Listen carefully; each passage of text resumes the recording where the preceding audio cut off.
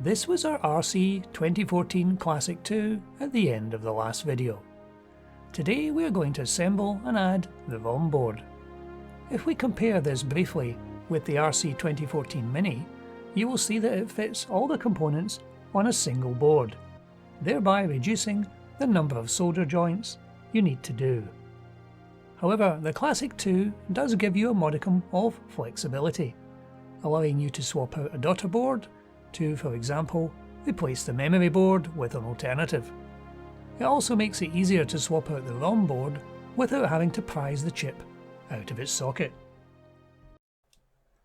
As always, we consult the assembly instructions to determine what's needed for the ROM board.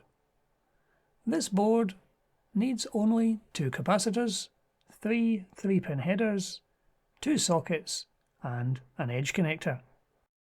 So you will be able to assemble this fairly quickly. Firstly, find all the components you will need for assembly and lay them out. We'll leave the 2 chips in their anti-static packaging for the moment, as these will be the last thing added to the ROM board. Once we have all the components identified, we will then be ready to assemble the ROM board.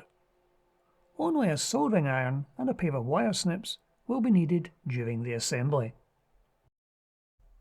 Now everything is ready, we can clear away all the parts we won't need for this ROM board and start to warm up our soldering iron. Start with the lowest profile components first, in this case the 2 capacitors. And after you have soldered these in place, it's good practice to examine your solder joints with a magnifying aid to ensure there is not too little or too much solder on each joint. As you will be cutting off the excess wire from the underside of the board, it's also a good idea to keep track of where these little bits of wire end up. You don't want a length of wire hiding somewhere on the board, shorting something out. Next, we fit the sockets, laying the board flat to solder the corner pins of each socket before completing the rest of the solder joints with the board in the frame. As always, visually inspect your work with a magnifying aid to ensure all is well. The second socket is for the ROM itself. Each socket has a notch at one end, which you should match up with the markings on the circuit board.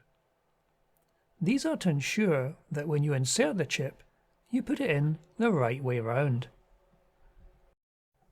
Our next bit of soldering is for the 3-pin headers. These are used to configure the board to boot into either the ROM monitor or straight into BASIC. These can be a little fiddly to hold in place, but I use elastic bands for this. There are, of course, other methods to hold the pins in place while you solder. Our last bit of soldering is the edge connector. This needs to be soldered in place correctly to prevent the board sitting at an angle when mounted on the backplane. Support the board and edge connector so they are lined up correctly and solder just the first and last pins. If all is well after those, you can return the board to the frame to complete the remaining pins. We can now remove these chips from their anti-static packaging and insert them into their sockets. As the legs of each chip are splayed out when delivered to you, you will need to very gently bend them inwards to allow them to line up with the socket.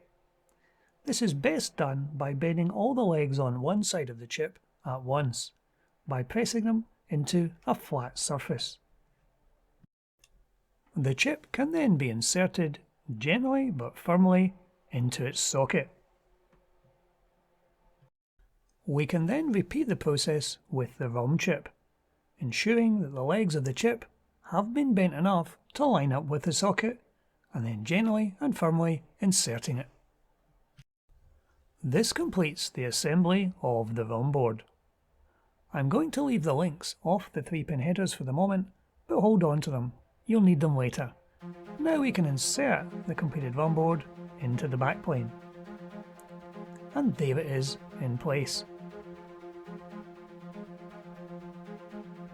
In our next video, we'll be completing the RAM module.